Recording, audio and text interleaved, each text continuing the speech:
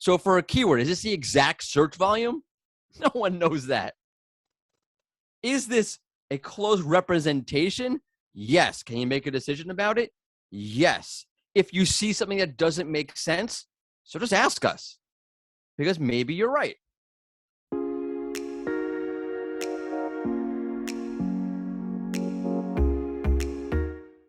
Hello, everyone, and welcome to another episode of the SaaS SEO Show. I'm your host, George Hasiotis, and today we are hosting a very special, we have a very special guest, Mordy Oberstein.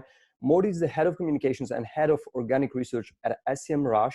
He also serves on Wix's SEO advisory board, and when not serving in his official roles, Mordy hosts the SEO Rant podcast. You should check it out.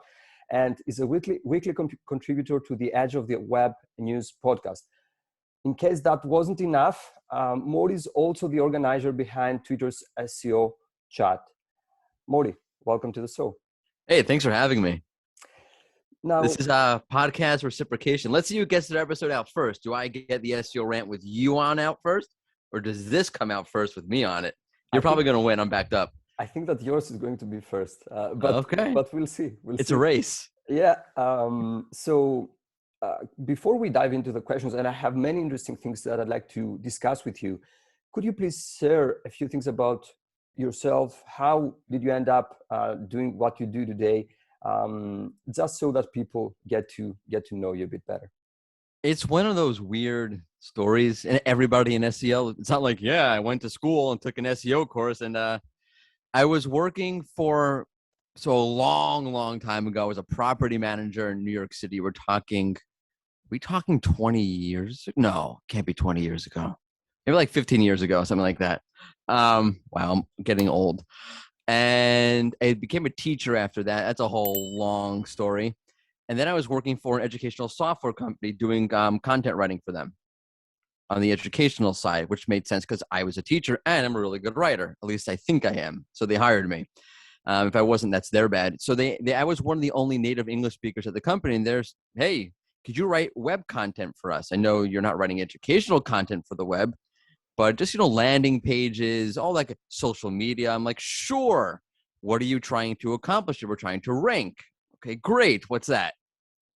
and I started to have to figure this out, because my job sort of depended on it. And that's one thing led to another, but that's how I got started in SEO on the content side, trying to rank educational content, particularly product educational content. But I think that getting your website to rank back then must have been completely different than nowadays. Yeah. This is before the age of SERP features. So this was after the whole era of keyword stuffing and, PBNs. So there was any of that. You had to actually write content. But it was before the era of, I'll call the era of SERP features. So I wasn't worried about featured snippets or direct answers and all that kind of stuff. It was very minimal, if anything, at that point. Yeah. Okay. I guess it makes sense. I would like to dive right into the questions that I have for you. And I have many interesting things to cover and discuss. And I will get right into the first question that I had, because obviously you're head of communications at SEMrush. Now, one thing that we hear very often, and that concerns many of our clients, it's a topic of discussion very often, is whether they can trust the metrics that they see in different SEO software. Okay. Now, some of the metrics in these tools, for example, the number of backlinks, are not up to discussion. Okay, the truth is somewhere there. It's pretty much there. Okay, but when it comes to other metrics, especially when they are proprietary metrics such as the domain authority, okay, or when they are estimates or calculated in a different way by each tool, like the search volume, there is a lot of discussion there, and people are concerned as to, can I trust this metric? Is this really going to help me make a well-informed decision as to whether I should cover this topic? And I would like to hear your thoughts on that. And where do you stand when it comes to those metrics? It's a really good question. I think the point that you made is, can I trust this metrics to make a decision? And the answer is yes, right? If you're asking, can I trust that this metric, whatever it is, whether it's, let's take estimated traffic, right? You don't have access to your competition's Google Analytics. You're looking at SEMrush to get an idea of what the competition is doing organically in terms of their traffic and so forth, right? And there are things that are more clear-cut and less clear-cut, and you need to understand that. Rankings, way more clear-cut, right? We check the SERP, they're ranking X for X keyword, there it is. It's pretty, it's pretty black and white. Things like estimated traffic or search volumes. So what you're basically asking is, can I trust this data to make an educated decision? The answer is pretty much yes. What you have to understand is that no, is this the exact traffic that your competition is getting? No, it's not Google Analytics. It's a complex layer of multiple algorithms from multiple data sources trying to put together the best, most accurate picture of the trend within a close range of amounts to what your competition is doing. And this is true with all data, by the way. Google Analytics, by the way, not 100% accurate. And then people don't understand this. So when I used to work at Wix, I'm still on their advisory board. So Wix has Wix Analytics. Wix's traffic analytics, the data is different than Google Analytics. So, Google Analytics is more authoritative, blah, blah, blah. I don't know. Wix is the actual hosting the website. Maybe theirs is more accurate. The difference, by the way, is how they discount bot traffic. They have different algorithms to discount bot traffic. So I think it's very important as a point that it peeves me in general about how SEOs think about data. I've had many conversations with Glenn Gabe about this. SEOs tend to look at data as, okay, this is the gospel. No data is the gospel, right? Let's take Search Console for a second, right? Mobile impressions. So John Mueller was just talking about this the other day. With infinite scroll, we load in 10s. When you load the next 10, very almost, seamlessly, that counts as an impression. Great. These are my impressions. Yeah, but how fast were they scrolling through that? Sometimes I flick my phone, I run through 10 results. I didn't even see them. That's an impression, though, right? Yep. So every piece of data needs to be qualified. However, if we're talking back full circle, let's say estimated traffic or search volume, then these are things we're always trying to improve on. Because no, it's not perfect. But can you trust it? Yes, because it's a complex layer of data that reflects an accurate trend within an accurate range. So for a keyword, is this the exact search volume? No one knows that. Is this a close representation? Yes. Can you make a decision about it? Yes. If you see something that doesn't make sense, so just ask us, because maybe you're right. That makes sense. It's less complicated than you think it is. Yeah, and I think that the point that you made there, especially about Google Analytics, because obviously as SEOs, let's say, as people who are working in the search industry, Google Search Console, you could argue, is the ultimate source of truth. But very often we hear about bugs, for example, and it's pretty obvious. It's a software, it will have bugs.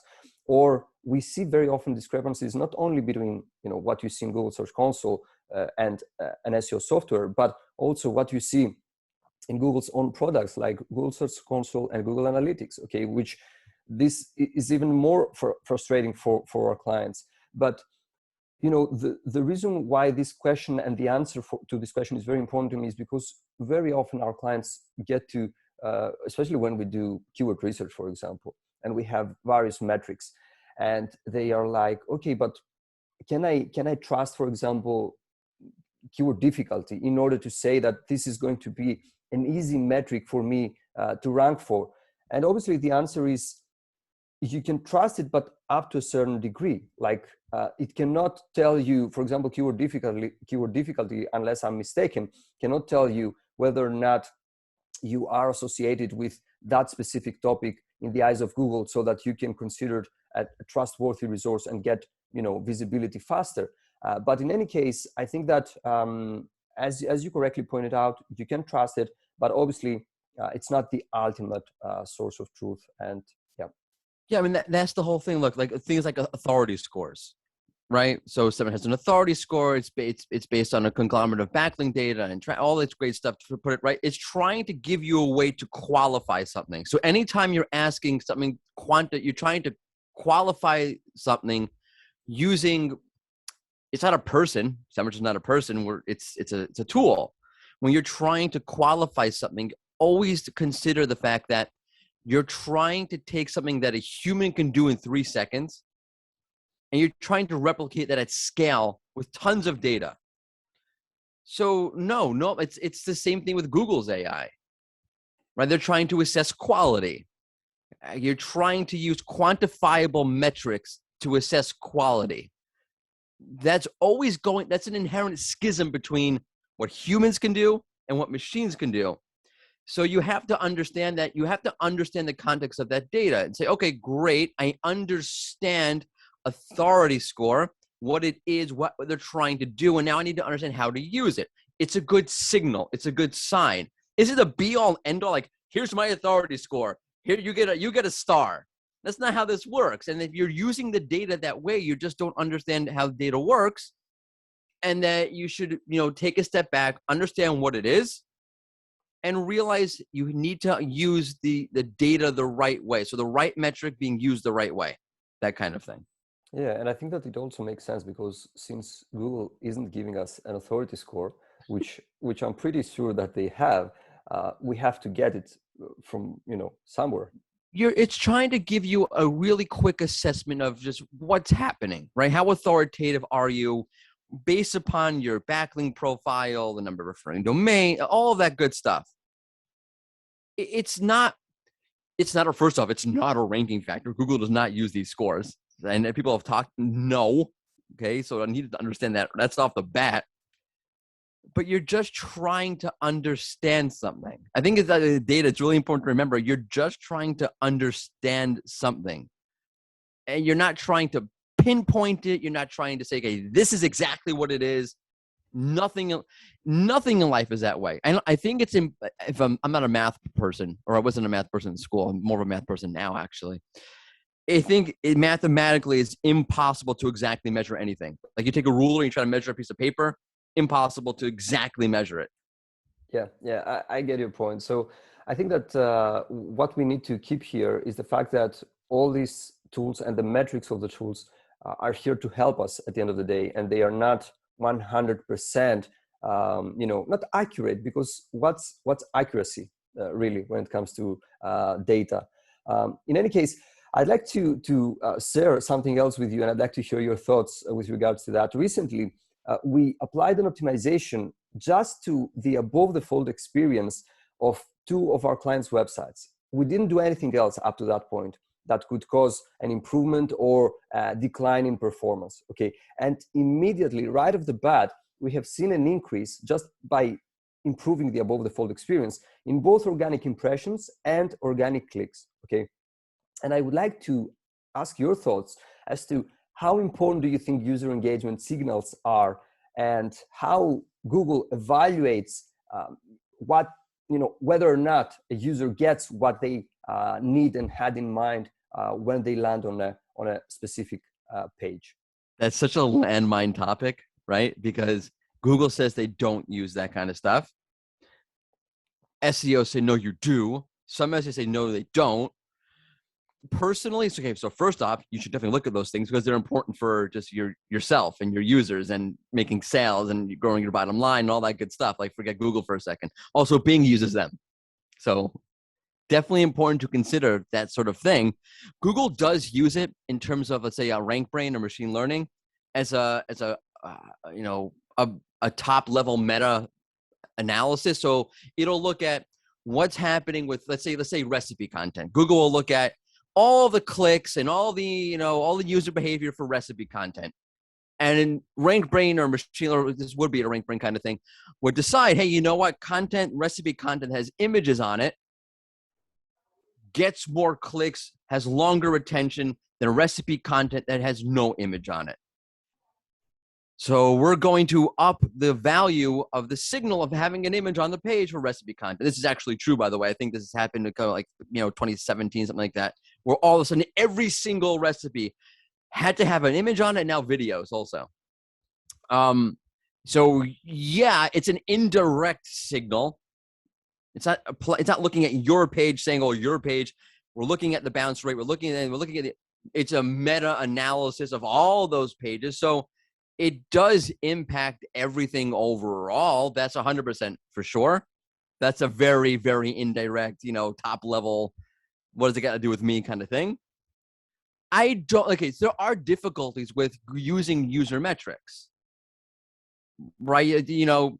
How is Google? First off, I leave a tab open forever. So all right. So does that count? I never close my tabs. But you might find that information really quickly and just jump right back. You pogo stick. Oh, that's bad. No, you found what you needed. Right? Or when Google feature snippets, they scroll to text. All right, I found it exactly. I'm out.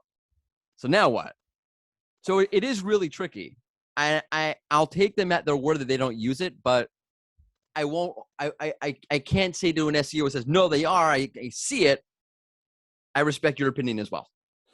For me, it was eye-opening because really we're trying so hard with entities and optimization on the page, headings, URL flags, and all these things that obviously matter. Okay, no one says that they don't matter, but we just applied an optimization on how the page layout is structured, how the page is, how the page is structured ultimately, and boom, and it happened. And I was like, okay, this seems that Google takes this thing seriously because we haven't done anything else. So above the fold content for sure. And then there's so many different variations of how, first off, you need to understand Google's looking at the initial viewport, right? So keep that in mind. So your above the fold content is, very, very important. It's also important in terms of that's where the most significant content is going to be found, right? Generally speaking, unless you're storytelling, so this is difficult for a blog post. I always didn't like this about Google favoring above the fold content because good storytelling in a blog post will have the least important content first and the more important content later. But that's a very much Mordy as a content writer pet peeve. But in generally speaking, that more important content is going to be up there first. That just makes sense. Or you have, for example, with affiliate pages. I love this about it. I think John Mueller talked about this. So you look at, I don't know, keywords, best travel credit card for students. You go to the page, and before you get to any of the really good content, a lot of these pages have really good content. It's just a heap of affiliate crap. So yeah, if you switch that out and you actually put user content, important content first, and put your affiliate crap later, I'm just crapping on affiliates a lot right now. I'm sorry. So yeah, you're going to rank higher, all things being equal, because you're serving better content to the user. And John Mueller talked about that. So above the fold content, forget leaving user engagement metrics aside for a second. The above the fold content is a really important part. What you do there is a really important part of your page. Yeah, obviously, it sounds so obvious when you say it like that. Yeah, it does. You mentioned earlier bounce rate, and I would like to touch on that a bit because very often one of the things that, and we usually get these emails from the founder of the company who jumped into Google Analytics at some point and just saw the bounce rate of the whole website, not on a page level, because a high bounce rate on a page that gives the answer to the question right away makes sense. Yep. But on a side level, our bounce rate is high, guys. We need to do something about it. And I'd like to hear your thoughts on that, because bounce rate, I'm not saying it's not important, but it can't be the only metric. No, it can't be. And that's what, you look at these metrics, like, oh no, the bounce rate. You need to, okay, that's it. Data, again, it goes back to our point about data. Data is a flag. Data can tell you, okay, there's a question here that needs to be answered. Now you need to answer it, right? For example, yeah, our bounce rate's, 80%. We have one landing page and 90,000 blog pages. Obviously, your bounce rate's going to be high. Everything if you do is your blog post. They read the blog and they bounce. So blog content is going to have a higher bounce rate. Or if you have, let's say, let's make the case, I'm a site owner, right? Or I'm going to whatever it is. I have two sites. One's an e-commerce site. One's a blog. The e-commerce site's going to have should have a lower bounce rate. But there's a million different factors that go into it. Okay, why is the bounce rate high? Does it actually matter? Where are they bouncing? When are they bouncing? Are they coming back? There's so many. look, you can have a case where I see this with insurance companies, the insurance pages, right? So you Google, best car insurance. You go to Geico. You bounce back to Google. A lot of their traffic bounces back to Google. You go to check out Allstate or whatever it is. You look at Allstate. You look at what you had from Geico. You head back to Geico because that was better. So you have to understand the full user journey, the full user path, and the full set of data, because there's a lot of reasons why the bounce rate might be high, but it's really not a problem. It's just natural user behavior. Yeah, it makes sense. I would like to shift gears a bit and discuss something that I know you've been working on for the last 6 months. You did a study on Google Discover, and I would like you to share with us, first of all, what's Google Discover for people who don't know, and then what have you discovered with regards to Google Discover? So Google Discover is a feed. It's either in the Google app or on the mobile homepage where Google curates the content for you. They just show it automatically based upon your personalized interests. So I watch a lot of baseball. I get a lot of baseball stuff in my Discover feed. So I think Discover feed is fascinating because you can't really track it, because again, it's very personalized. Also, I think it's fascinating because there's the usual ranking discussions don't happen. So the usual nonsense you hear from SEO is about, I optimize by this, by that. That's why I'm ranking. Doesn't exist because you don't understand what's happening. There's no one particular ranking factor for this particular page. It's really based on the corpus of your site, the corpus of your content, the authority of your site relative to the topic, how much identity you have around a topic. So if you're really strong identity around the New York Yankees, you'll show up in the Discover feed even though you're not ESPN, which happens, right? I got a lot of more niche. They're still big websites, but a little bit more niche content from certain sites around certain topics because they're authorities on that particular subtopic or niche topic. So because there's no way to actually track Google Discover, the only way to do it is manually. This is so stupid. I don't know. I don't know. Like I went all in. I had to keep doing it. I said I did a study a while ago, maybe a year ago, on what influences the behavior. Like if I change my user behavior, will that change my results? So if I search for something on desktop and I don't click, or if I search for something on desktop and I do click, will that change the types of content? So I looked at content that I never looked at ever, like sewing or mowing lawns. I don't mow my lawn. I don't have a lawn. To see like when that content would show up. Then I decided more recently to look at, okay, what kind of content is in there? Where is it coming from? Is it coming from, big news sites or big industry players, like SEO? Is the content coming from, I don't know, like the Guardian or CNN? Obviously not, they don't have SEO content. Or is it coming from my blog, your blog about SEO? Or is it coming from Search Engine Journal and Search Engine Land and SEO Roundtable? It's coming from SEO Roundtable, Search Engine Journal, Search Engine Land. Sorry, folks. And I sort of broke it down by that. And then I broke it down by what type of content, topically speaking. So, for example, was it news content showing up versus evergreen content? Or was it topically current content? So it's not news content. So it's not like, being released today, Avengers 26. But it's an analysis of Thor and his character development from Screen Rant. Meaning it's only there because it's current. It's a current kind of topic.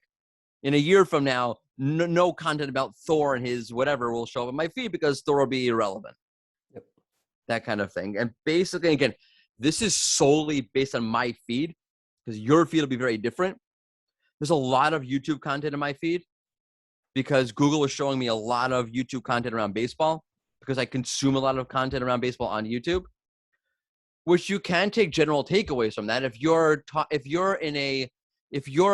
a user or you're a user profile that there's a lot of YouTube content out there and you're consuming it on YouTube, Google will double down on that. Okay. For example, there's very little evergreen content comparatively. And this, I think, is a trend across the board. I don't think it's particular to me because there's nothing particular about my user profile that would say more or less evergreen content. So a lot of current topics, like that Thor example that I gave, a lot of news content, and only 15% of it was evergreen content. And I would do this. I would actually count the results and categorize them each day for for 6 months. And that's how I did this. So there's some give and take. Like, how do you count this content versus that content? So the numbers are probably not, again, the numbers are not completely accurate because data is never completely accurate. I had to make some judgment calls, but in a nutshell, that's what it was. It's pretty nuts. And I would like to, thanks for sharing that. I would like to ask in the same vein, with regards to studies, because I know that you run many different studies. Is this also something that people can trust? Obviously, they cannot trust it 100%, but also I think that there is another reason here. Something that's, you have conducted a study for 6 months, okay? Who knows how Google Discover will work in 1 year from today, okay? That you have just wrapped things up with regards to your study. So what do you think about that, and whether or not studies are timely relevant? And yeah. That's such a good question. So yeah, studies. Well, okay, I'll quote Barry Adams on this. He had a tweet one time and said, some data is better than no data. Like no data is going to be, so at least you have something. So yeah, I mean, look, like take the studies and, look at them and, do what you will with them. I do have an issue in general with SEO studies not pointing out limitations. So for example, in the Google Discover study that I was talking about, one of the major limitations was I did it on Android. And I found this out in the middle of the study. I got an iPhone. And I'm like, okay, I'll just continue what I'm doing. I'm like, oh crap, this looks totally different on iOS. So I had to keep my old phone, charged up, and have every day go to my old phone on Android and look at the Discover feed, because it's very different. The format's different. The amount of results was different. Everything was different about it. The types of cards that Google shows, like the Google cards that they show without any URL, were very different on iOS. If I didn't write that in my post, or if you didn't actually spend it, and this is on people also, it's on you people, because people do put the limitations in a lot of the times, and you don't bother reading them. In fact, in every study I do, or lately, I used to not do this, but now I do this. I'll write like, here's, the limitations or how I did this. You could skip to the next H2. I don't recommend it. And I'm sure everybody's skipping to the next H2, but you really missed out, because if you're on iOS, or if all of your audience for some ridiculous reason is on iOS, you're writing about Apple all the time, what I wrote doesn't really apply to you, does it? But you have no idea. Yep. Yeah. So, the study, I will say this. I'm going to put my foot in my mouth. I'm going to regret saying this. The studies that just, here's the data, and they don't go into qualifying it, or they're not very nuanced in how they report it, I tend to trust those less than the ones where, here's why you might not want to trust this data. Those are the ones I really trust. Again, you have to understand the audience. Sometimes there are people who are writing studies for a beginner audience, so they're not going to be very nuanced about it, and they're not going to be very, here's all the audience is not going to understand that. So again, understand who this study was written for and why they're writing it. That's another thing. Understand who the study is written for and why they're writing it, because everybody's got an agenda, right? That's very interesting, because a study usually takes a lot of time, and it's not like writing a piece of content that's optimized for a search audience or whatever. It takes time. It requires an investment and things like that. But it's really important, as you mentioned, like to think also about what's the audience for that study, and maybe getting deeper into the details of the data and how we took it and what are the limitations, and you should be aware of these limitations. Maybe they shouldn't share that, because they know that the audience for that study is a beginner. I think that it makes sense. Look, there are studies where they're not the best studies. I'm not going to name names, but there's some people put out studies. I'm like, all right, like what kind of keywords did you really use here? Were you careful to check for this? Were you careful to check for that? And blah blah blah. But still, like, leaving that aside for a minute, this goes back to my quote from Barry Adams, some data is better than no data. There's still something you can take away from it.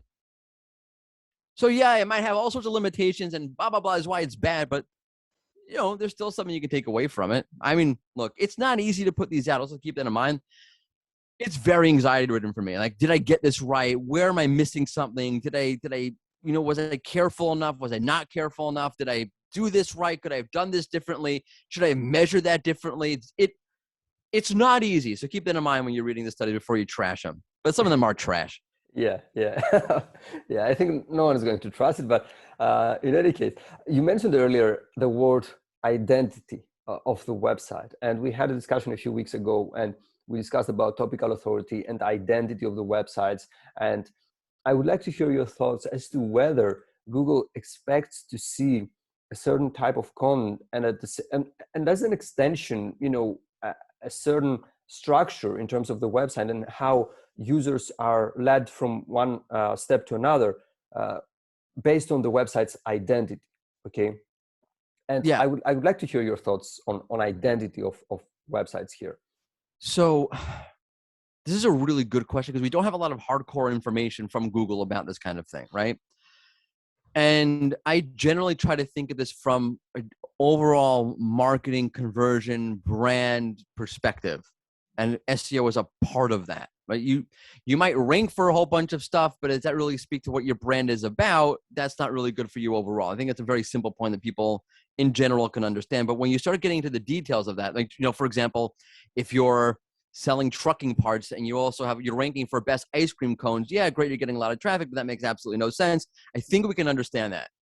What I think that people don't necessarily realize when you go into the finer details of that, and I think is going to get more and more and more and more important, things like mum come out, for example. You can have topical authority, and I think we talked about on the rant. There's topical authority, and you can talk about content clusters and hub and spoke models and blah blah blah, and that's all really good. But there's another level of that, which is, yeah, you have all the questions around that topic, but are you building up identity by doing that? So let's say like a really silly case. Let's say you sell bicycles, right? Let's take a real world case. You can go to there's all sorts of bicycle shops. There's a bicycle shop for everybody. The average person goes to that shop. Then there's bicycle shops for mountain bikers. That's where they go to buy their bicycles. Then there's bicycle shops for I don't know, cross country biking. Is that a thing? I don't really know. Like the Tour de France kind of thing. Those are different kind of bikes, right? They have like thinner tires. I have no idea. So you go to that kind of shop to get that kind of bike. Each has its own identity, right? Same thing with the site. The site could be a very generalist site like WebMD. That's a very general sort of encyclopedic content for health. That's not where you're going to go if you will want to get very specific around a very specific topic, right? There are sites that do that better. And I think it's really important to understand what kind of site you are. So don't just think about, yeah, all of these questions are relevant, right? If you're a website that deals with, very specific content around medical information, and there's all sorts of everything, you're a health site, any question around that topic, let's say it's heart health, is relevant to you, but do you want your site to be an encyclopedic site? No, you don't want it from a conversion point of view. You want it from a brand identity point of view. And I don't think you want that from a Google point of view either. I think you want Google to understand that you are a very niche player that does X, Y, and Z with health content. Not that you couldn't rank or bring in traffic with the other content. Maybe you could. But it's like, the sort of like the unseen consequence. But sure, you can rank for that content, bring in traffic for that content, but at what cost? Are you sacrificing ranking better for the really strong content that you want to rank for? Because Google understands that, hey, this is who you are, and this is what you do. In terms of site structures, all things you can do to create that. I think John Mueller recently talked about, different parts of the site for different parts of content. I think if you're, if you have a blog, subfolder for blog, you don't want to put your landing pages there for your products. Like, doesn't make, I think it's just confusing. I think that structure does help Google understand where they can expect to find different content, or that you have different content. Having different content on the site is obviously not a problem, right? If you're an e-commerce site, you have your products and you have a blog, you have a resource center, you have all these different aspects to your site, that's fine. But organizing them is great for users, great for internal linking opportunities, and great for helping Google understand what's what and where. Okay, that makes sense. That's really insightful. Now, I would like to start wrapping things up, and I would like to ask a couple of things about SEMrush. In May of this year, you launched the App Center, if I'm not mistaken. And I would like to know, for people who don't know, what the App Center is and how it can help you get the most out of SEMrush. So if you could share a couple of things about that, that would be really great. Yeah, so I mean, okay, I'm not an expert on the App Center. I'm going to leave it at that. If you go to semrush.com/apps, so there's a whole slew of like various apps that you can use to improve your marketing. I think people, there's apps that we've created, right? There's a SEMrush local app, an Impact Hero app. That's for looking at your whole content. That's a really cool one, by the way. That really tries to analyze your funnel. That's one of them that I do really enjoy. There's the Interesting Growth Crit. There's the Trends app, which is really cool. It's, go and explore what's there. I don't think I'll say this in general about SEMrush. There's a lot in there that people don't know about because it's such a huge tool. That's the thing with SEMrush. Yeah. Sometimes I think about like, do they have this as well? Like I didn't know about that. But it's a huge tool, as you mentioned. Yeah. Yeah, I mean, look, like the Impact Hero one, I didn't I came on board at SEMrush. I used SEMrush before I started at SEMrush, obviously. I didn't know this existed, and they were showing me the app. I'm like, this is amazing, right? You're really getting a breakdown of what's happening with the funnel. Great. Didn't know it was there. I'll give you like my favorite tool in SEMrush is the topic research tool. So it breaks down topics to you. It breaks down things topically. So if you're searching for, I'll use baseball. Like baseball, what are the subtopics that comprise baseball? And within each subtopic, what are the subtopics or the questions that make up that subtopic? It's really great for, I'll call it keyword research, but really keyword research is now topical research. It's not in the SEO section. I think they should move it. It's in the content marketing section. So I'm SEO. I don't look at content marketing, blah, blah, blah. Okay, which doesn't make any sense because there's such an overlap. What are you talking about? But okay. But is it based? Is it based on making semantic associations between the topics? Can it identify that this is indeed relevant to that? Yes. Right. Okay. So it's looking at what's related to the topic, right? Or what's comprised of the topic, what's hot, meaning what's trending around this topic, related to the topic, and it's looking at the questions around the topic. So it's scraping, data to pull in, like what are the questions that comprise the topic, and then what you can do with that is thematically analyze it, right? So so again, this goes back to my identity point. So you can look at things and say, okay, these are the particular questions I need to ask. You can also ask what type of, I'm looking at these questions. Let's take a step back. What type of question is this? Meaning, what are users bothered by? What type of question are they answering? What kind of content, not the particular question per se, but categorically, what type of content or problem should I be addressing on my website? Also with the tool, something really, really cool. I'm going to plug it because I love this. You have a mind map, it's called. So you can take a look, let's say you take a look at the New York Yankees. It'll break down subtopically all the subtopics that comprise the New York Yankees. So you'll have, front office management, you have other teams, you'll have rivalry, all these things that break up the entity or the topic in this case. You can throw in a website. So you can throw in ESPN.com. It'll light up in green the subtopics that ESPN covers. And you can see, oh, ESPN is covering this. If they're my main competitor, I have a topical gap for these other topic or subtopics. Okay, that's cool. See, that's really cool. I don't know why people don't. Come on, use the topic research tool. I didn't know about that. That's really, really cool. And then go check out the apps, and particularly check out the Impact Hero app. Okay, will do. Now, do you have any exciting coming up in the future for SEMrush in terms of studies, in terms of new tools, anything that you could share with us? Studies, okay, I'm not going to spoil it. There is a massive study that I'm working on. Not just me, it's an entire team of people working on it. So that's very exciting. Look out for that 2022. Okay. January, February 2022, I would say. I'm not going to spoil it. I don't know when this podcast is coming out. There is a really freaking cool update coming to the keyword data. to the keyword research, not the data per se, but the keyword research tools. Okay. Look out for that. Okay, will do. Will do. It's intense. I just give you a little hint there, but it could already be out by the time this podcast drops. It's like coming out really soon. Okay. Okay, that's great. Mordy, where can people find more about you, SEMrush? What's the CTA for our listeners? I am on Twitter. So at Mordy Oberstein, you can check out my website. I have two, just the one, the SEOrant.com is really where I live.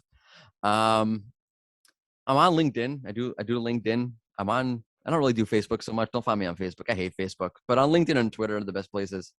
Okay, that's great. And obviously, people who are interested in SEMrush can visit semrush.com. Yeah? Of course. And TikTok. I'm on TikTok. Okay, that's I interesting. am not on TikTok. Are you kidding me? I'm on TikTok. Yeah, I would be very surprised. Like, knowing you, I would be very surprised to know that I'm you're not dancing. You Yeah. kidding me? Because, like, I would wonder, like, what kind of content does Mordy publishing on Oh, TikTok? yeah. Like, Me. It's either me falling down a set of stairs or dancing. No? What else is on TikTok? okay. I'm such a boomer. Okay, that's interesting. So people don't follow Mordy on TikTok. Oh yeah, I mean you can look for me. If there's a Morty there, it's not me. Go ahead, follow him. What do I care? Okay, that's interesting. Mordy, thank you very much for being on the show. Yeah, thanks for having me.